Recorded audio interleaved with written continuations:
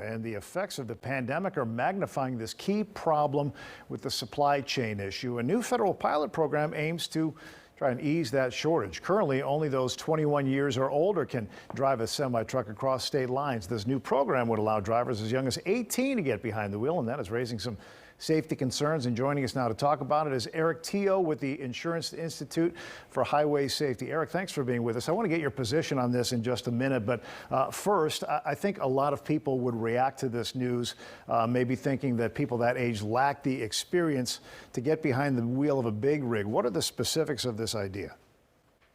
Yeah, I mean, that's absolutely correct. We have a lot of research showing that age and experience are both important predictors of crash risk. And in particular, young drivers, truck drivers, and passenger vehicle drivers are at much higher risk of crashing than older drivers. For truck drivers, some of the research shows that it's about a 300 to 500% increased risk compared to drivers of all ages, which is huge. Well, as I understand it, 18 to 20-year-olds can already drive big rigs. They just can't go across the state lines here. So what would be the safeguards here, and what would their training look like? So the pilot program imposes a number of safeguards on these young drivers.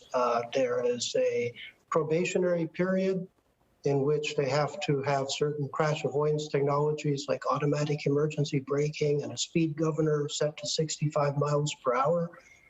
And there are a lot of eligibility criteria that they're subject to. And after their probationary period, they are sort of subject to increased monitoring by their companies in terms of if they get a serious speeding ticket, they have to do some kind of remediation for that.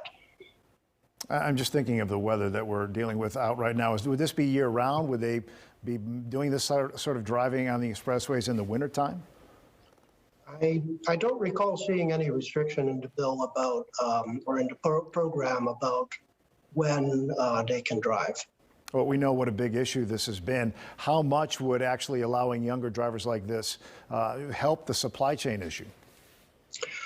I don't really have the data on that question, and I will say that we know that trucking is a very important part of our economy and certainly sympathize with some of the supply chain issues they're facing. But we don't support the idea of sacrificing safety in order to solve some of those. So the American Trucking Association does support this. Your position sounds like you would be opposed. How much will you do to sort of inform their decision or to block it? Well, we have commented on the proposed program before. This is very similar to a program proposed by FMCSA in the past. And we put the research out there. We're not going to try to block anything. We just try to inform everybody. All right, Eric Teo with the Insurance Institute for Highway Safety. Thanks for your time and insight tonight. Thank you very much. All right, have a good evening. Well, coming up.